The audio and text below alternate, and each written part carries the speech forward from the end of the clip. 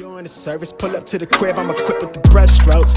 Cutthroat from the low, where no love goes. Women buddy like it's been that. Wanna fuck me looking at the bill stack. Off the bubbly buddy, I've been stressed out. Let the smoke scream from my chest out. Niggas laced up. What's going on, everybody? My name is Michael Eckert, and today I'm gonna teach you how to climb a rope. All right, so right now we're in my backyard home gym area, and I have a 12-foot rope here. It's pretty standard. It's like 2 inches in diameter, and it's a pretty standard rope you'd find at a gym. So I'll just teach you the 2 methods that I know how to use when you climb a rope, and one's made for speed, one's made for efficiency, and let's jump right into it. All right, so the first method I want to teach you is going to be made for speed, and basically it's just going to be a rope climb without using your legs. It sounds really simple, but there's a few things you should know when climbing without your legs, the setup process, and just how to jump into it. So let's get into it. Okay, so this is how to climb a rope not using your legs. This is what it looks like.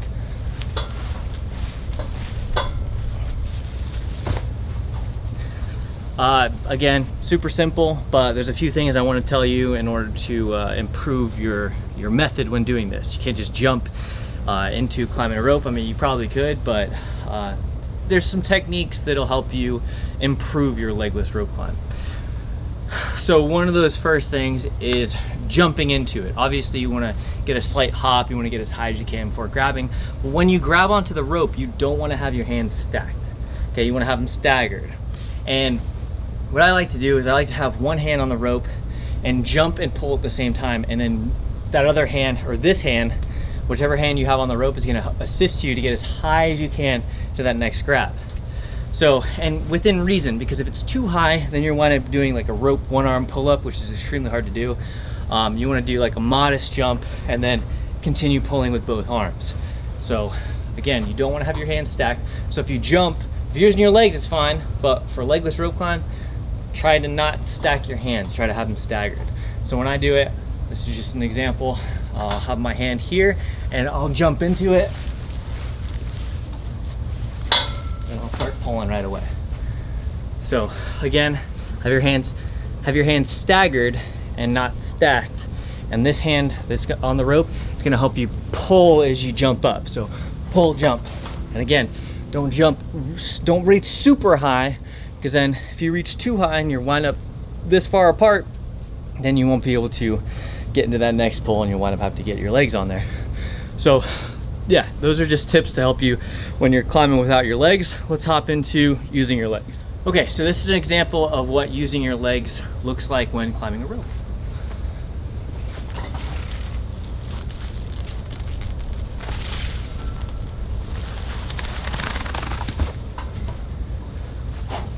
Okay, so I'm gonna break that down, especially the foot placement. Okay, so this is what the foot placement of climbing a rope looks like with your feet. I'm going to jump, I'm gonna bring my feet up as high as I can, and I'm going to pinch the rope in between my feet like this. So the rope goes on top of your foot and on the bottom of your other foot, and you're pinching it and you're using it as leverage to step up and grab and keep going.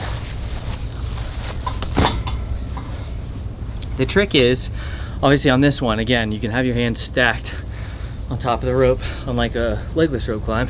If you have your hands stacked, you want to go up, but when you have your hands stacked, you want to bring your feet up as high as you can to your chest. So it's kind of like a leg lift in, because the higher you bring your feet up initially on the rope, the higher you're going to be able to reach with your arms, and then repeat the process and get up there nice and quick.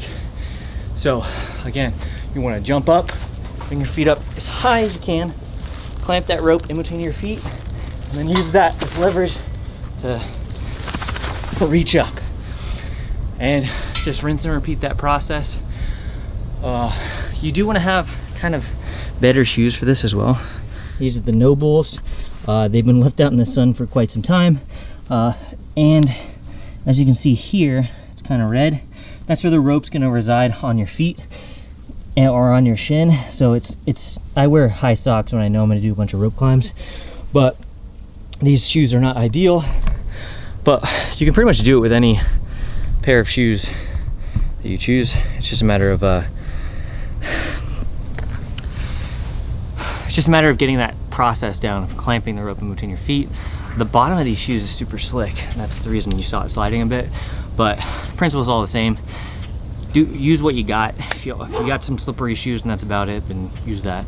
But those are the two methods that I know how to climb a rope in the most efficient way possible. Obviously one uses a little more strength and you can't last as long without using your legs, and the other one's as efficient and as quick as possible to get yourself up the rope and maintain stamina.